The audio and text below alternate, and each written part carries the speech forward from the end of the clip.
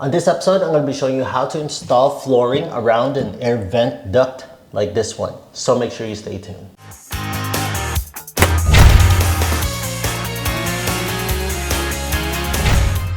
Hey there friends, welcome to Fix This House. If you're new to the channel, consider pressing the subscribe notification bell so you can always be in tune on DIYs, how-to videos, and product reviews that I do within this channel. So this video is going to be a continuation of my flooring series. So if you're interested on any other flooring type videos that I made, kind of click on these links right here or check out my flooring series playlist. Not as hard as you think.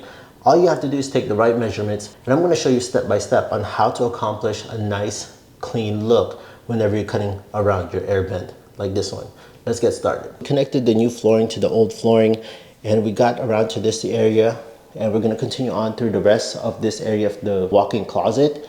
And we got into this vent. You notice how there's a lot of openings, just like gaps around this air vent. You don't want to leave that open. It's totally up to you what you want to use, but for me, I like to use this gap filler by Great Stuff. And we're going to fill in those voids and cracks and gaps. So you want to shake this product really well before using it. Screw the nozzle on the top. Now you want to use nitrile gloves when handling this stuff because it gets very sticky. You know, it's very hard to take this off your hands once you get it on there, but just make sure that you get all these cracks.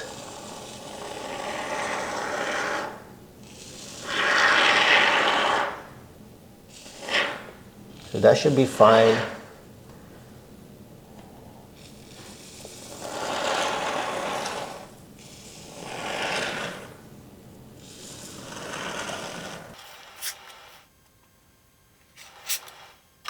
It comes tack-free in about 15 minutes, but fully cured, it's going to take about 8 hours. So it's good to do this overnight so that when you wake up, you can continue on with your project. This sat overnight, so more than 8 hours. Everything is nice and hard. It's cured. Take your utility knife.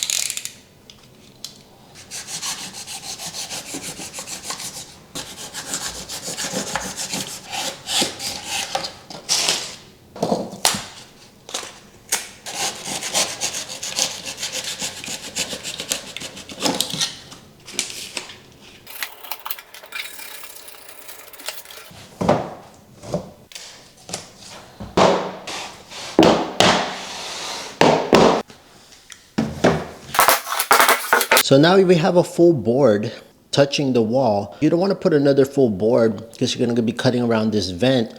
You want to have to reduce the size of the other one so you still have the staggering effect. You need at least a minimum of 6 inches of stagger. So we're going to measure 6 inches from the edge up here.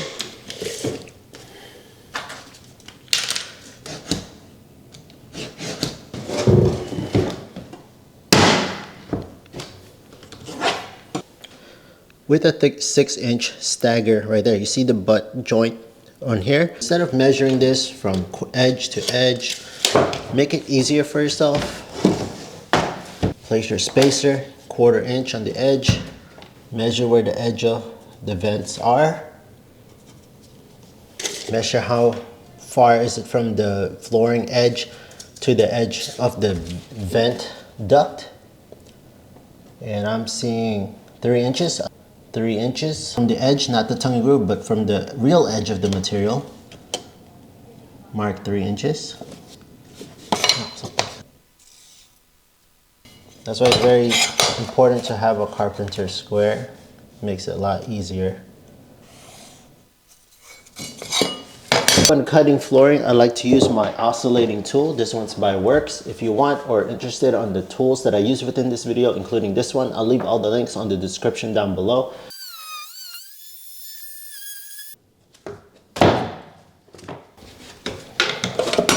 Oh.